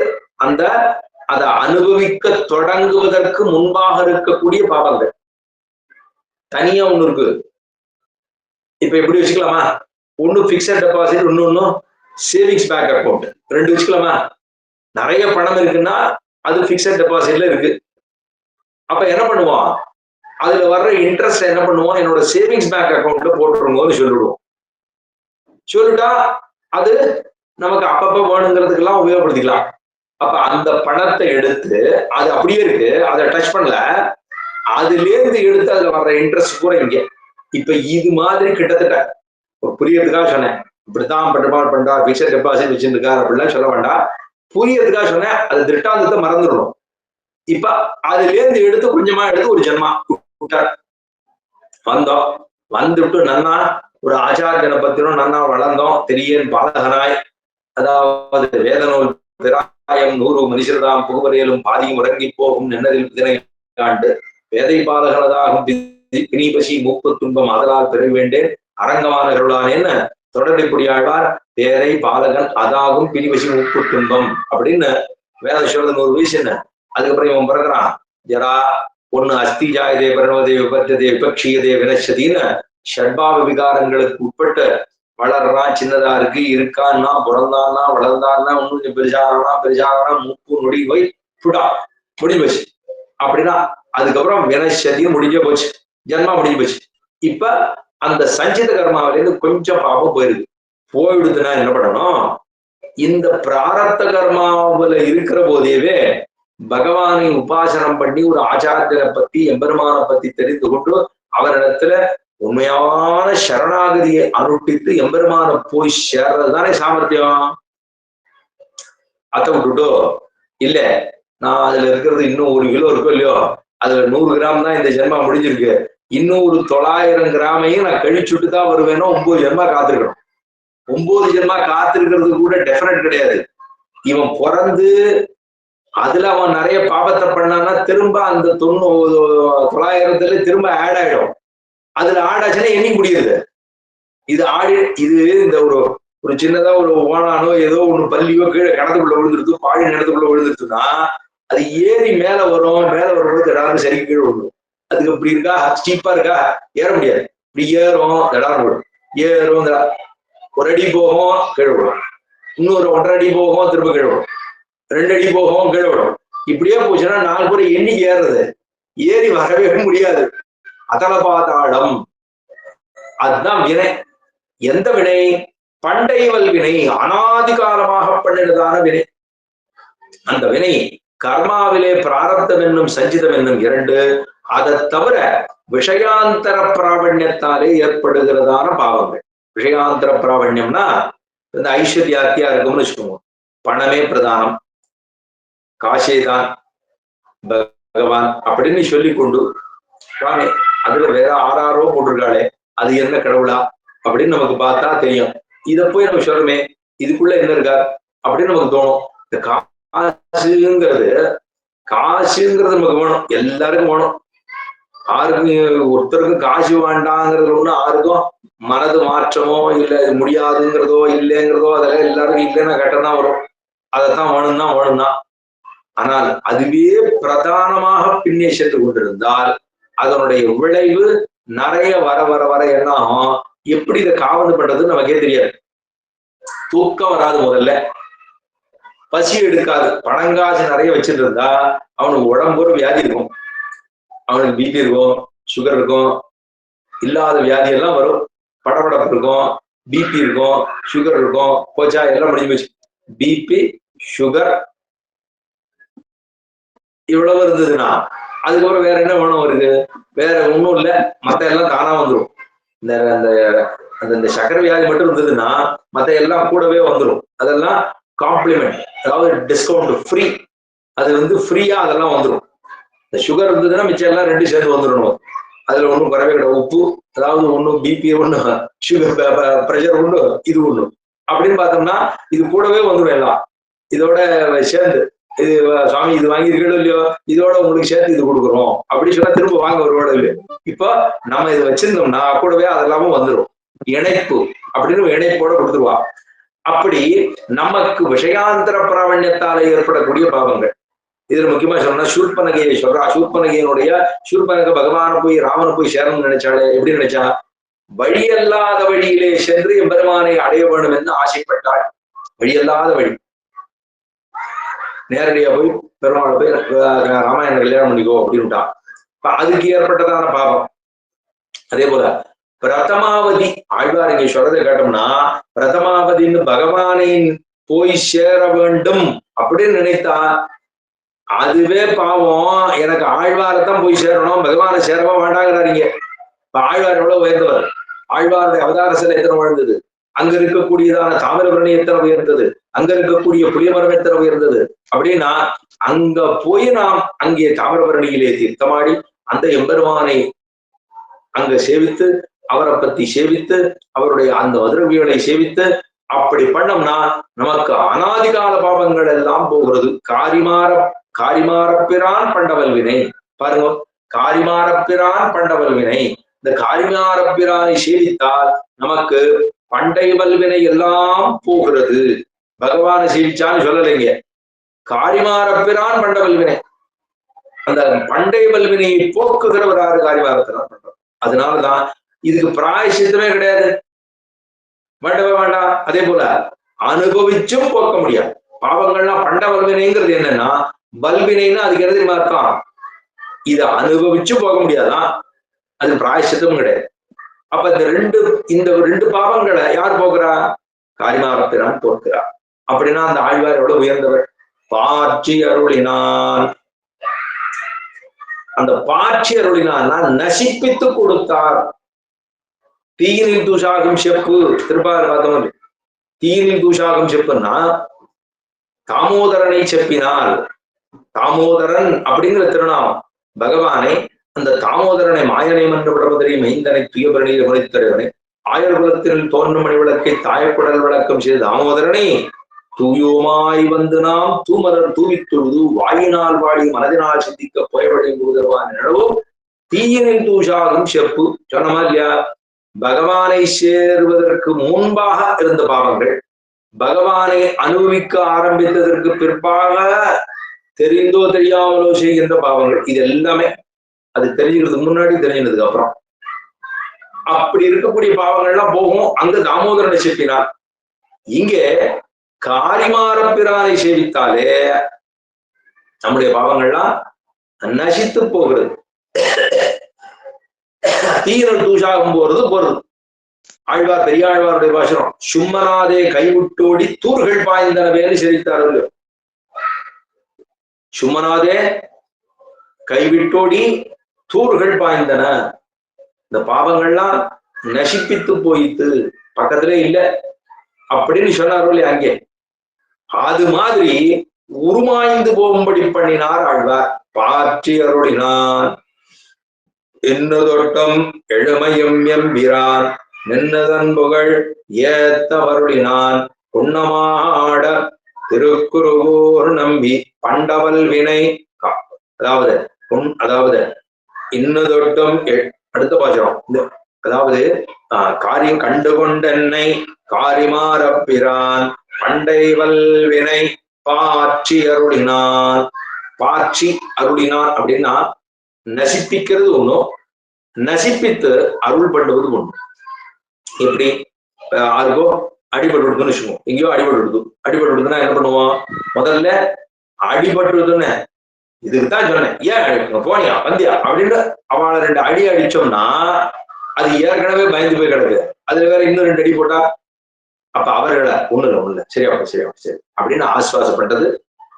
அவர்களை ஆசுவாசப்படுத்தி அதுக்கப்புறம் அதுல மருந்து வேற சேர்க்கிறோமோ இல்லையோ, அப்ப அதுக்கு அந்த பாபத்துக்கு பாபம் என்பதை உணர்த்தும்படியாக அல்லாமல், அதுதான் சொன்னேன், இந்த மாதிரி பண்ணியா அதான் போடு நல்லா அப்படின்னு சொல்லக்கூடாது. அவர்களுக்கு என்ன பண்ணணும்? ஆசுவாசப்படுத்த வேண்டும் முதலிலே, அதுக்கப்புறம் அதுக்கு மருந்து கொடுக்கணும். அந்த மருந்து கொடுத்துட்டோம்னா பாற்றி அருளினான். பாவங்கள்லாம் உருமாய்ந்து நசிப்பித்து மேல சொல்றார். பாற்றி அருளினான். எனக்கு இவ்வளவு உபகாரம் பண்ணிருக்காரு ஆழ்வார், நான் என்ன பண்ணணும்? பிரதி உபகாரம் பண்ண வேண்டும் என்று ஆசைப்பட வேண்டும். பிரதி உபகாரம் பண்ணணுமே. அவர் பண்ண உபகாரத்துக்கு பண்ண முடியுமா? இப்போ நம்ம தாய் இருந்த வீட்டுல எல்லாரும் பிறந்தோம், எல்லாரும் 20-25 வயசு இருந்தோம், அம்மா அப்பாவோட இருந்தோம். எவ்வளவு சாப்பிட்டுருப்போம்? அம்மா அப்பாவோட இருந்தா அந்த அம்மா அப்பா என்னைக்காவது நமக்கு ஒரு நாள் சொன்னாடா நிறைய சாப்பிட்றியே அப்படின்னு என்னைக்கா எந்த தாய் எந்த தோப்பனாரும் சொல்லியிருக்காராம். ஒரு நாளைக்கு 4 வேளை கூட சாப்பிடுவோம், 5 வேளை கூட சாப்பிடுவோம். பசிக்குதா சாப்பிடு அப்படி கொடுக்கட்டுமா, இது பண்ணட்டுமா அது பண்ணட்டுமான்னு தாய் எத்தனை பரிமோடி சொல்லுகிறாள். தந்தை நம்ம சாப்பிட்றத பாரு, போட்டுக்கடா இன்னும் கொஞ்சம் போட்டுக்கடா சாப்பிடுறா, அண்ணா வளர வேண்டாமா, சோப்பலாங்கே இருக்கக்கூடாது, அண்ணா சாப்பிட்டா தானே அப்புறம் படிக்க முடியும் அப்படின்னு நமக்கு அவ சொல்லுவா. இதே பிள்ளை அப்பா பெரியவன ஏன் இப்படி பண்ற, இவன் பார்த்தாலும் எத்தையும் ஒண்ணு சாப்பிட்டே இருக்கியே அப்படிமாவும் சொல்லலாமா? சொல்லக்கூடாது. ஆனா இவன் பிள்ளையானவன் தகப்பனார் வீட்டுல எத்தனை சாப்பிட்டானோ அது போல தமப்பனார் பிள்ளை வீட்டுல வந்து சாப்பிடுறாரோ? கிடையவே கிடையாது இல்லையா? ஒரு நாளும் கிடையாது. இப்போ அவர்கள் பண்ணதான உபகாரம், தாய் தமப்பனார்கள் நமக்கு பண்ண உபகாரத்துக்கு நம்ம அவர்களுக்கு என்ன உபகாரம் பண்ண போறோம்? என்ன பண்ண போறோம் அப்படின்னா தெரியாது. இருக்கிற வரைக்கும் அவர்களுக்கு நாம் உபகாரம் பண்ணிக்கொண்டுதான் இருக்க வேணும். அதை நான் என்ன பண்ணிட்டேன்னு சொல்லி முடிச்சிட முடியுமாண்ணா? முடியவே முடியாது. இப்போ ஆழ்வாருக்கு என்ன தோன்றது? எனக்கு தாயாரை போலே தமப்பனாரை போலே அன்னையாயத்தனாய் அன்னையாண்டிடம் தன்மையாராக இருக்கக்கூடிய ஷடகோபன் இருக்காரு, காரிமார பிரான் இருக்காரு. அந்த காரிமார பிரானுக்கு நான் திரும்ப பண்ணணும்னு நினைக்கிறேன். என்ன பண்ணுவேன்? எண்டிஜயம் அரிய இயம்புகேன். 8 பக்கம், 8னா 10 பக்கம், அதாவது திக்கெட்டும் அப்படிங்கிற அளவுல 8 திசை, கிழக்கு மேற்கு வடக்கு தெற்கு இருக்கு, அதுக்கப்புறம் தென்கிழக்கு தென்மேற்கு வடமேற்கு வடகிழக்கு எல்லாம் இருக்கு. 10 பக்கமும் எப்படி சொன்னாரு? அதாவது விஸ்வம் ஜெகதா போகுது அப்படின்னு ஜாம்பவான் எப்படி சொன்னாரோ, எண்டு ஜெயம் அரிய இயம்பு 8 பக்கமும் என்ன சொல்லுவேன்? எல்லாருக்கும் சொல்லுவேன். என்னன்னு சொல்லுவேன்? விஷயம் தெரிஞ்சிருக்கிறவாளுக்கு சொல்லுவேன், விஷயமே தெரியாத இருக்கிறவாளுக்கு சொல்லுவேன். என்ன சொல்லுவேன்? என்னுடைய ஆழ்வார் இருக்காரே அவரை போல உண்டா? குரும் பிரகாஷயேத் நித்தம் குரும் பிரகாஷயேத். என்னுடைய குருவினுடைய பெருமையை சொல்லுவேன். எண்டிசையும் அரிய இயம்புகே. 8 பக்கமும் போவேன், சொல்லுவேன். என்னோட குருவை போல உண்டோ? என்னுடைய குருவை போல உண்டோ? ஏன்? அறிஞ்சவாளுக்கு சொல்லுவேன், அறியாத வாழ்க்கை சொல்லுவேன். தெரிஞ்சவாளுக்கு சொல்லுவேன், தெரியாத வாழ்க்கை சொல்லுவேன். புரிஞ்சவாளுக்கு சொல்லுவேன், புரியாத வாழ்க்கை சொல்லுவேன். எல்லாருக்கும் என்ன சொல்லுவேன்? புரிஞ்சவாளுக்கும் புரிய வைப்பேன், புரியாதவாளுக்கும் புரிய வைப்பேன், தெரிஞ்சவாளுக்கும் தெரிய வைப்பேன், தெரியாதவாளுக்கும் தெரிய வைப்பேன், அறிஞ்சவாளுக்கும் அறிய வைப்பேன், அறியாதவாளுக்கும் அறிய வைப்பேன். இத்தனை சொன்னார். சுவாமி ஏன் சுவாமி இவ்வளவு எல்லாம் சொல்லி அப்படின்னா, ஆழ்வார் அதனை சொன்னார். பகவான் விஷயத்திலே ஆழ்வார் என்னவெல்லாம் செய்தாரோ, ஆழ்வார் விஷயத்திலே மதுர கவிகள் செய்கிறார். பகவான் விஷயத்துல ஆழ்வார் என்ன சொன்னார்? தொண்டீர் எல்லீர் உம்மாரீர் தொழுது தொழுது நின்னாத்த பொலிக பொலிக பொலிக போயித்துவல் உயிர் சாபம். தொண்டீர் எல்லீரும் மாறீர் தொழுது தொழுது நின்னாத்த. அதாவது 4ஆம் பத்து 10ஆம் திருவாய்மொழியில ஒன்னும் தேவம் உலகம் உயிரும் மத்தும் யாதுமில்லான்னு முடிஞ்சது. முடிஞ்ச உடனே ஆழ்வாருக்கு என்ன வருத்தம்னா, இப்படி தேவதாந்திர பஜனங்கள் எல்லாம் பண்றாளே, லோகத்துல இருக்கிறவாள்லாம் பகவானை விட்டுட்டு நின்ன ஆதிப்பிரான் நிற்க மத்தை தெய்வம் நாடுதிரே.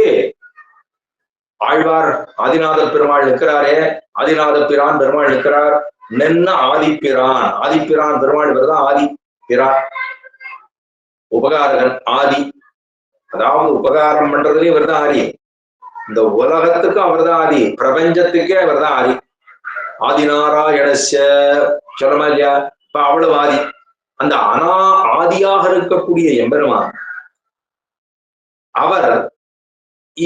அவரை போய் சேவிச்சு, இவா இந்த பெருமாள் இருக்கிற போது இவாள நீங்க வேற எங்க எல்லாமோ போய் சேவிக்கிறீர்களே அப்படின்னு ஆழ்வாருக்கு தேவதாந்திர பஜனம் பண்ணுவதை பார்த்து பொறுக்க முடியாமல் உபதேசம் பண்ண ஆரம்பிச்சார். உபதேசம் பண்ணி முடிச்சார். முடிச்ச உடனே அடுத்த பதிகத்திலே ஆழ்வாருக்கு இது 4ஆம் பத்து 10ஆம் திருவாய்மொழி ஆச்சு. அந்த பெருமாளை பார்த்து பெருமாளை கொண்டாடணும் என்ன ஆசைப்பட்டார். இவர் கண்ணை முடிச்சு பார்த்தாராம், லோகமே நன்னா அழுதான், எல்லாருமே பெருமாளை சேவிக்க ஆரம்பிச்சுடலாம். அதனால ஆழ்வாருக்கு ஒரே குஷி. குஷி வந்ததுனால பாட ஆரம்பிச்சார். ஐயாறு சக்கரத்தின் நிர்மாணிக்குமே என்று பொய்யே கவி சொல்லி பறவை உரிமையாடி ஐயேவித்தொழிந்தேன் விரிவாய்க்கென்று காப்பாரார் ஐயோ நகரார் அறைவழியை போனாரேன்னு ஐயாறு சக்கரம் அப்படிங்கிற பதிகத்திலே பெருமாளை கொண்டாடுகிறார். நான் பொய்யா சொல்லிட்டு இருக்கேனே பெருமாளை, நீ எனக்கு மெய்யாவே உபகாரம் பண்றிய, நான் பண்றது பூரா பொய். பெருமாளுக்குன்னா திருவாராதனம் பண்ணும்போது எதோ நினைச்சுட்டு பண்ணிட்டே இருக்கேன். ஆனா பெருமாள் என்ன பத்தியா, என் பக்தன் எனக்காக எத்தனை தூரம் பெருமாளுக்கு பூஜை பண்ணுகிறார் அப்படின்னு பெருமாள் மெய்யா நினைச்சுக்கிறான். நான் பண்றது கூட பொய். ஆனா அவர் நினைச்சுக்கிறார் எனக்காக எவ்வளவு சிரமப்படுறான் பத்தியா அப்படின்னு நினைச்சுக்கிறாரா. அப்படின்னு பெருமாளை கொண்டாடினார். 5:1 5:2 லோகமே நல்லா அழுது பார்த்தார். ஆழ்வாருக்கு ஒரே ஆனந்தம், இதுக்கு ஒரு மங்களாசனம் பண்ணியே ஆகணும் அப்படின்னு ஒரே ஒலிக போயித்து வல்லுயிர்ச்சாபம் நலியும் நரகமும் நெய்ந்த நமனுக்கெங்காதொன்னமில்லை கலியங்கடுங்கண்டு கொண்மேன் கடல் வண்ணன் பூதங்கள் மண்மேல் மலிய புகுந்திலாடி உளிதர கண்டோம் கண்டோம் கண்டோம் கண்டோம் கண்ணுக்கினியன கண்டோ தொண்டீரெல்லீரும்பாரி தொழுது தொழுது நின்னாத்த ஆழ்வார் சொல்லிட்டா எல்லாரும் வாங்க லோகம் ரொம்ப நல்லா இருக்கு ஆனந்தமா இருக்கு லோகம் அதையுமே பெருமாளேன்னு சொல்லிட்டு எல்லாரும் கொண்டாடுறா வாங்க வாங்க வாங்க வாங்கன்னு எல்லாரையும் கூப்பிட்டார். அவர் கூப்பிட்டாரா இல்லையா எல்லாரையும்? பெருமாள் நமக்கு பண்ண உபகாரத்தை நினைத்து அந்த உபகார ஸ்மிருதிக்காக உலகத்தையே அழைத்தார். வாருங்கோள் வாருங்கோள் எல்லோரும் செவிக்கலாம் வாருங்கோள் அழைச்சார். அவருடைய சிஷ்யர் மதுரகவியாளர் என்ன பண்ணுவார்? எண்டிசையம் அரிய இயம்புகேன், எல்லா பகலையும் சொல்லுவேன் எண்டிசையம் அரிய இயம்புகேன். அப்ப பகவத் விஷயத்திலே ரிஷியுடையாருக்கு எல்லாரும் ஆழ்வார் சொன்னார். அங்கே ஆழ்வார் பக்கத்திலே ரிஷியுடையார் எல்லாருக்கும் சொன்னார் மதுர கவிகள். பகவத் விஷயத்துல சொன்னது நம்மாழ்வார் அந்த ரிஷியுடையவர்களுக்கு. இங்கே ஆழ்வார் பக்கத்திலே ரிஷியுடையவர்களுக்கு ருச்சி உடையவர்களுக்கு சொன்னவர் மதுர கவிகள். ஆழ்வார் பக்கத்திலே குரு பிரகாசியேதென்னு தன்னுடைய உபகார ஸ்மிருதியை சொல்லி போந்தார் நம்மாழ்வார். அப்படின்னு சொன்னா அது எவ்வளவு பெருமை. அதனாலதான் எண்டிசையம் மரிய இயம்புகள் சொன்னார். ஒன் தமிழ் சடகோபனருடைய ஒன் தமிழ் ஒள்ளிய தமிழ். ஒள்ளிய அப்படின்னா ஒல்லியா இருக்கும் தமிழ், ஒல்லிய அல்ல ஒள்ளிய தமிழ் அப்படின்னா உயர்ந்த தமிழ். இந்த தமிழுக்கு இருக்கக்கூடிய பெருமை, இந்த தமிழ்னு சொன்னாலே அது எவ்வளவு ஆனந்தமா இருக்கு. தமிழ் அப்படின்னா நமக்கு புரிஞ்ச பாஷை இல்லையா? வேதம் இருக்கு, வேதத்தை எல்லாரும் சொல்ல முடியுமா? சொல்ல முடியாது. சரி, அதனுடைய அர்த்தம் புரிஞ்சுக்க முடியுமா? முடியாது. ஆனா அதுக்கு அதிகிருதாதிகாரம் அப்படின்னு பேரு. அதிகிருதாதிகாரம் அப்படின்னா இன்னார் சொல்லலாம் இன்னார் சொல்லக்கூடாது. வேதத்தை இன்னார் தான் சொல்லலாம், சொல்லி கொடுத்து அதை சேவிச்சிருந்தா தான் சேவிக்கலாம், ஸ்வரத்தோட தான் சேவிக்கணும், ஸ்வரம் இல்லாமல் சேவிக்க கூடாது. ஸ்வரம் இல்லாமல் சேவித்தா பாப்போம் வந்துடும். ஸ்திரீகள் செய்யக்கூடாது. இதுக்கு தான் என்னன்னு பேரு? அதிகிருதா அதிகாரம் என்று பேர். ஆனா அந்த குறை ஆழ்வாருடைய பாசுரங்களுக்கு இல்லையே. அதுதான் சர்வாதிகாரம் என்று பேர். இன்னார் சேவிக்கலாம் இன்னார் செய்யக்கூடாது சொன்னா அதுக்கு ஒரு ரெஸ்ட்ரிக்ஷன்ஸ் இருக்கு. அந்த ரெஸ்ட்ரிக்ஷன் எதுவுமே கிடையாது. எதுக்கு? ஆழ்வாருடைய பாசுரங்களுக்கு. அதான் மயர்வரமதிநலம் அருளினார் அங்க சொன்னது. அதாவது பகவானுடைய விஷயத்துல மயர்வரமதிநலம் அருளினன் அங்க பகவான். அது மாதிரி அல்ல. ஜிதம் பகவதா ஜகது. இவருக்கு ஆழ்வாருக்கு மயர்வரமதிநலம் அருளினன் ஆழ்வார் அப்படின்னு சொன்னார். பகவான் எனக்கு அஞ்ஞானத்தை போக்கிவிட்டார் அப்படின்னு சொன்னார். அந்த மாதிரி இது என்ன இல்ல. ஜிதம் பகவதா ஜகதுன்னு பெருமாள் திருவிக்ரமாவதாரம் எடுத்த போது, திருவிக்ரம அவதாரம் எடுத்தாரோ இல்லையோ, அப்ப ஜாம்பவான் இருக்காரே அவர் என்ன பண்ணாராம்? ஒரு பெரிய பறை வச்சுட்டு இருந்தார். அந்த பறையை இந்த அத்தவாளகிரி இந்த உலகத்தையே 32 தடவை சுத்தி வந்தார். என்ன சொல்லிட்டு வந்தார்? ஜிதம் பகவதா ஜகது ஜிதம் பகவதா ஜகது ஜிதம் பகவதா ஜகது. பகவானுக்கு ஜெயம் உண்டாயிற்று. ஏன் தெரியுமா? அப்ப இவர் 3 லோகத்தை அளந்தார்னு சொன்னா 3 லோகத்தை இவர் அளந்தது நேர போய் 7வது லோகத்தை சத்தியலோகத்தை போய் திருடிப்பட்டது. அது எதுக்காக? அந்த ஜெகதம் பகவதா ஜெகதுன்னு சொன்னது பெருமாள் பண்ணது. அதாவது ஜாம்பவான் சொன்னது ஆரை பத்தி? பகவானை பத்தி. இப்ப ஈஸ்வரனுக்கும் ஆழ்வாருக்கும் ஒரு சாமியத்தை பார்க்கணும். இப்ப ஈஸ்வரன் உயர்ந்தவரா ஆழ்வார் உயர்ந்தவரா அப்படின்னு பார்த்தா, இப்ப சொல்றா ஒண்டமிழ் ஷடகோபன் அருள். இந்த ஷடகோபனுடைய அருள்ங்கிறது எவ்வளவு உயர்ந்ததுன்னா, ஷடகோபன் அப்படின்னா கோபம். ஷடங்கிற வாயுவை கோபித்துக் கொண்டு பிறந்தபடியினாலே ஷடகோபன். ஒள்ளிய தமிழாக இருக்கின்றபடியினாலே அதுக்கு அத்தனை பெருமை உண்டு. எல்லாரும் சேவிக்கலாங்கிற பெருமை அதுக்கு உண்டு. அப்ப இது பகவான் சொன்னா அவனுக்கு சக்தி உண்டு, சக்தி பிரபாவம் உண்டு பகவானுக்கு. ஆழ்வாருக்கு இவருக்கு சக்தி, இவருக்கு கிருபை. ஆழ்வாரை பத்தி சொன்னோம்னா பகவானிடத்தில் இருக்கக்கூடியது சக்தி, அது சக்தி பிரபாவம். ஆழ்வாருக்கு இருக்கக்கூடியது கிருபை, கிருபையே பிரபாவம். அப்ப ஆறு வசந்தது? சக்தி வசந்ததா கிருபை வசந்ததானா? அந்த கிருபையினாலேயே கொண்டாடி விடலாம். மத்த ஆழ்வா ஆச்சாரியர்கள்லாம் எம்பெருமானாருக்கு முன்னாடி இருந்தவாள்லாம் இவனுக்கு இன்னும் அதிகாரம் இருக்கா என்று அவர்களை பரீட்சை பண்ணி பார்த்து கொடுத்தார்கள். ஆனா எம்பெருமானார் அவதாரம் பண்ண பிற்பாடு ஆசையுடையோருக்கெல்லாம் ஆரியர்கள் கிருப்பை அவனுக்கு இருக்கக்கூடிய ஆசையை அதிகாரமா வச்சுட்டு அவனுக்கு சொல்லிக் கொடு அப்படின்னு சொல்லிட்டான். அப்ப சக்தி பிரபாவம் பகவானுக்கு, கிருபா பிரபாவம் ஆழ்வாருக்கு. அப்ப யார் வசந்தவர்? ஆழ்வார் உயர்ந்தவர். பகவான் ஆருக்கு ஒத்தாசை பண்ணார்? உலகத்தை அளந்த போது பிரயோஜனாந்தரவர்களுக்கு பண்ணினார். பிரயோஜனாந்தரவர்கள் வாழ்ந்தபடி அங்கே பிரயோஜனாந்தரவர்கள்னா எனக்கு ராஜ்யத்தை கொடுன்னு கேட்டா, இந்திரன் கேட்டா, எனக்கு அத்தை வாங்கி கொடு, இத்த வாங்கி கொடு அப்படி சொன்னா அது வசந்ததா? இல்ல பிரயோஜனமே இல்லாமல் பகவானை சேவிப்பது. பகவானை நான் சேவிக்கிறேன், சரி பெருமாள் போய் சேவிச்சே என்ன வேண்டின்றேன்பா. வேண்டின்றெல்லாம் போக கூடாது, பெருமாள்கிட்ட வேண்டிக் கூடாது. பெருமாள்கிட்ட போய் பெருமாளை திருவடியிலிருந்து திருவடி விடாக அவனை நினைத்து சேவிக்கலாம். அவனுடைய கல்யாண குணங்களை சேவிக்கலாம். என்னை இந்த உலகத்துல பிறப்பித்து உன்னை சேவிக்கும்படியாக சேவித்தாயே என்று நினைத்துக் கொள்ளலாம். உன்னை பத்தினதான ஞானம் எனக்கு வளரும்படியாக செய்ய வேணும் என்று பிரார்த்தித்துக் கொள்ளலாமே தவிர எனக்கு இது வேணும், அது வேணும், பணம் வேணும், பகட்டு வேணும், அது வேணும், பிள்ளை வேணும், அது வேணும், இதெல்லாம் பகவானிடத்துல போய் நாம் கேட்பதும் கூடாது. அது பகவானிடத்துல என்ன கட்டமா இருக்கும்னா, என்னிடத்துல இவ்வளவு மோட்சமே கொடுக்கறதுக்கு இருக்கேனே இவன் எதையோ கேட்கிறான். இத்தனை 1000 ரூபாய் கொடுப்பார், அவர்கிட்ட போய் சாமி ஒரு 10 ரூபாய் கொடுத்துருவீரா அப்படின்னு கேட்டோம்னா நமக்கு அவருக்கு முதல்ல அவர் என்னன்னா என்னிடத்துல வந்தானேன்னு முதல்ல கோபம் வந்து, என்னோட தரத்தை எப்படி இவன் மட்டப்படுத்திட்டான் பார் அப்படின்னு கோபம் வந்துருமா இல்லையா? அது செய்யலாமா? கூடாது. அதனால சக்தி பிரபாவம் பகவானுக்கு, கிருபா பிரபாவம் ஆழ்வாருக்கு. அனன்ய பிரயோஜனர்களுக்கு பண்ணபடி ஆழ்வாருடைய கிருபை, பிரயோஜனாந்தரவர்களுக்கு பண்ணபடி பகவானுடைய அவர்கிட்ட கிருத்திரிம வியாபாரம் உண்டு. பெருமாள் இன்னாரை எப்படி பண்ணணும் பெருமாளுக்கு தெரியும். ஆனா இங்கே ஆழ்வாருக்கு கிருத்திமம் என்னால் என்னன்னே தெரியாது. அகிருத்திம பிரபாவம்னு சொன்னா ஆழ்வார் எவ்வளவு சாது கூட்டி உட்கொள்ளப்படுவர்னு பெரியாழ்வாருடைய திருவாக்கு உண்டு.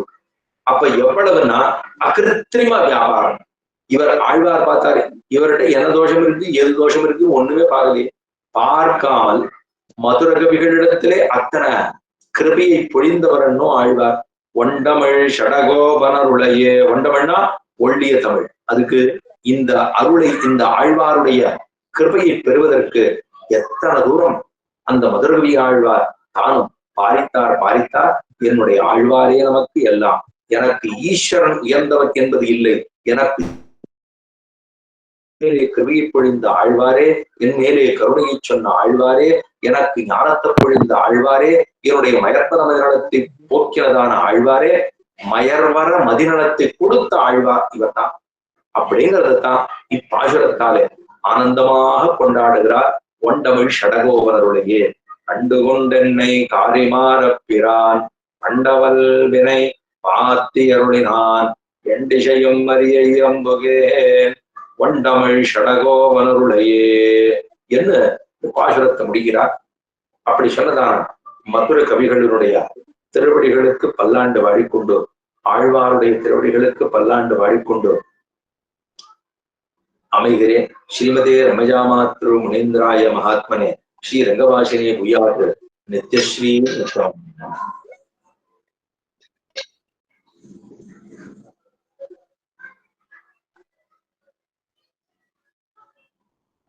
ಧನ್ಯವಾದ ಸ್ವಾಮಿ.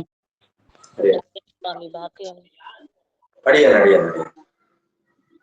ಧನ್ಯವಾದ.